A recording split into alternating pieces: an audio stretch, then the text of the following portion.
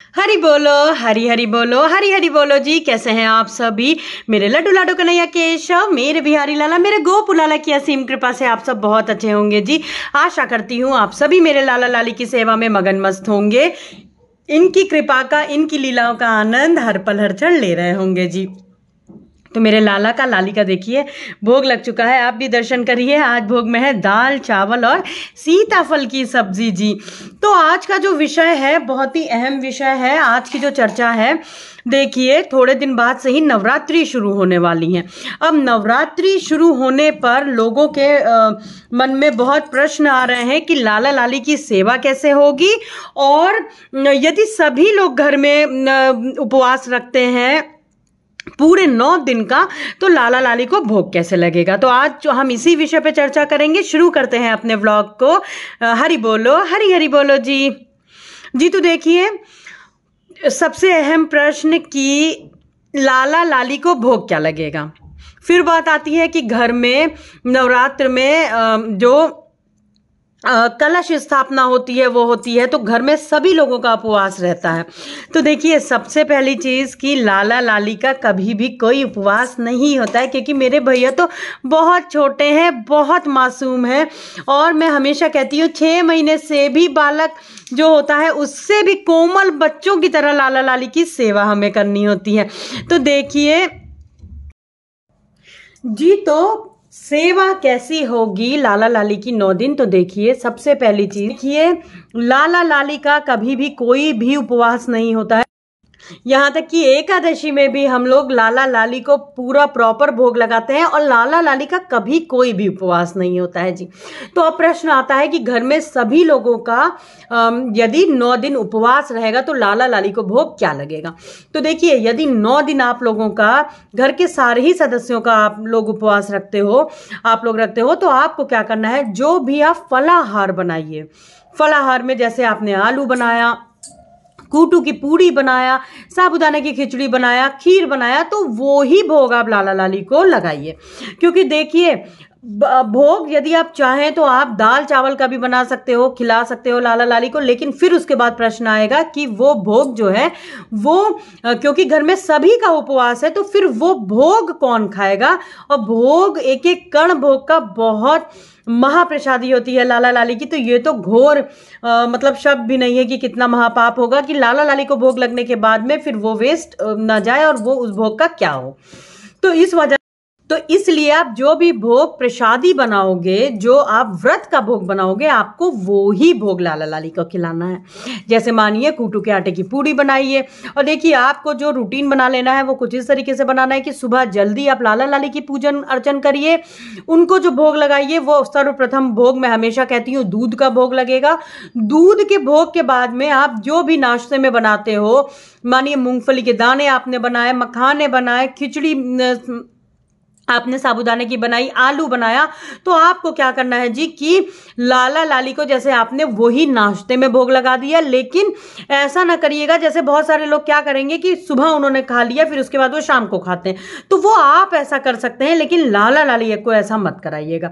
जैसे सुबह नाश्ता करवाइए, फिर आप दोपहर, जैसे सुबह सर्वप्रथम दूध का भोग लगाइए, फिर आपने उनको जो नाश्ते का भोग आपने लगाया वो लगाया, फिर दोपहर में लाला लाली को आप जरूर भोग लगाइएगा। जरूर आप कुछ भी भोग में लगा सकते हो, फल लगा लीजिए, और नहीं तो आप ज्यादा करके मखाने बना के रख लीजिए। लेकिन जो आपको इंटरवल है भोग लगाने का वो थोड़ा आपको देखना पड़ेगा, जल्दी ही भोग लगाइएगा, बहुत ज्यादा गैप ना हो कि भैया को, मेरी लाडो को भूख लगाए। तो दोपहर का भोग हो गया, फिर शाम को 5 बजे के करीब, 4 बजे के करीब, 4:30 5 बजे के करीब एक भोग लगाइए। फिर आप जो लाला लाली को आप रात्रि का भोग लगाते हो, जो आप अपना प्रसादी भोग बनाओगे, वो ही लाला लाली का महाप्रसादी भोग होगा, फिर आप उसे बाद में ग्रहण कर सकते हो जी। ठीक है, तो इस तरीके से आपको सेवा करनी है, और कोशिश करिएगा यदि संभव हो तो जैसे शाम को 4-5 बजे के करीब में आप एक बार दूध का भोग और लगा दीजिएगा। फिर रात में तो लाला लाली को भोग लगता ही लगता दूध का है जी।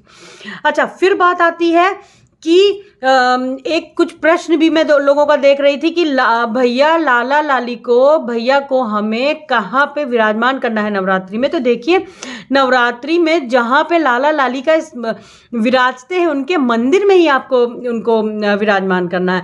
बस आपको ध्यान इस चीज का देना है कि जहाँ पे भी आप शेरों वाली माता की जो चौकी लगाते हो तो वहां पे जो आप कलश स्थापना करोगे, घट स्थापना करोगे, तो जोत जो है वो ऐसी लगाइएगा कि डिस्टेंस पे रहे। मैं पहले भी जोत का पूरा वीडियो बना चुकी हूं, आप एक बार चेक कर सकते हो। और जैसे धूनी वगैरह देंगे अगर आप, तो लाला लाली को कष्ट ना हो, धुआं बिल्कुल भी उनको ना लगे। आपको इन सब चीजों का ध्यान देना है। और फिर इस सब चीजों का भी ध्यान दीजिएगा कि जैसे आपने चौकी वगैरह लगाई है तो आपको ऐसा ना हो कि लाला लाली के पास में आपको जाने में आने में बार बार कोई उनको कष्ट हो। तो इन सब चीजों का आप एक बार ध्यान अच्छे से देख लीजिएगा। और जो धूनी आपको जैसे आप देंगे तो बहुत सारे लोग क्या करते हैं, हवन भी करते हैं रोज, तो इस चीज का बहुत ख्याल रखिएगा कि बिल्कुल भी धुआं ना हो वहां पे ज्यादा, कि लाला लाली को जरा भी कष्ट हो। ये बहुत जरूरी है, इसे जरूर देख लीजिएगा। फिर बात आती है कि बहुत सारे लोग अखंड जोत भी जलाते हैं, तो अखंड जोत जलाएंगे तो अब जो मौसम है वो बदल जाएगा और आपको पंखा जो है वो अब लाला लाली के पास में चलाना ही चलाना पड़ेगा। तो ध्यान दीजिएगा कि यदि आपकी भी जोत इस तरीके से देखिए, जोत आप लोग भी लगाते हो जो पूरी लैंप में कवर्ड होती है, तो इसमें हवा में कोई प्रॉब्लम नहीं होती है। आप लोग को जो अखंड जोत लगानी है आप ऐसे लगा सकते हो मंदिर में कि लाला लाली को कष्ट ना हो, कि आप फैन चलाओ तो उनको दिक्कत ना हो, ठीक है। नहीं तो ऐसा ना हो कि आप फैन चलाएं और फिर जोत पे जरा भी कोई भी असर आए। अच्छा, फिर बात आती है, देखिए नवरात्रि के जो 9 दिन लोग व्रत रहेंगे, बहुत सारे घरों में जो लोग व्रत नहीं रहेंगे वो तो आराम से ही लाला लाली की जो भोग है वो लगा सकते हैं। दाल चावल का, अन्न का भोग उनको आराम से लगा सकते हैं, क्योंकि कोई ना कोई ऐसा जरूर घर में प्राणी होगा जो व्रत ना हो। तो यदि आपके घर में कोई एक भी ऐसा पर्सन है जो व्रत ना हो तो कृपया आप जरूर अन्न का भोग फिर लगाइए। और ध्यान अवश्य दीजिएगा इन सब बातों का जो मैंने बताया। और देखिए, मेरी हर पूजन, हर साधना में बस मेरी लाडो, मेरे श्यामा श्याम की ही पूजन मैं करती हूँ। मैं 9 दिन जो आराधना करती हूँ वो मैं पूरी मेरी लाडो की, पूरी मेरी श्री जी की ही आराधना करती हूँ। बस मेरा जो भाव है, जो देखिए मैं अपने भाव आप लोगों तक का शेयर करती हूँ कि आप लोगों के भी प्रश्नों के उत्तर मिले और भक्ति की आप लोगों को भी मेरे भाव के ही थ्रू आप लोगों को भी एक जो सही चीजें हैं। और देखिए, मैं भी कोई ज्ञानी नहीं हूं, जितना मुझे पता है, जितना मैंने सुना है, देखा है, जाना है, पढ़ा है, बस मैं आपके साथ वही शेयर करती हूँ। तो यदि नवरात्र को लेके कोई भी आपके मन में प्रश्न हो तो आप पूछ सकते हो। बाकी देखिए, लाला लाली को जो आप भोग लगाएंगे, यदि आप लोगों का सभी का उपवास है तो आपको बहुत सोच के आप ऐसा मत करिएगा कि आप लोगों ने सुबह खा लिया शाम को खा रहे हैं तो आप लड्डू लाडू को भी ऐसे ही खिलाएं। ऐसा बिल्कुल नहीं है। लाला लाली को बहुत भूख लगती है, क्योंकि वो छोटे बच्चे हैं, वो पूरे घर में डोलते हैं, पूरे घर में खेलते हैं। तो आपका उपवास हो भी तो, लेकिन लाला लाली को जैसे भोग लग रहा है वैसे ही लगाइएगा। और गैप जो है थोड़ा कम कर दीजिएगा, उनके पास हमेशा कुछ खाने के लिए रखिएगा जिससे उनको जरा भी भूख ना लगे।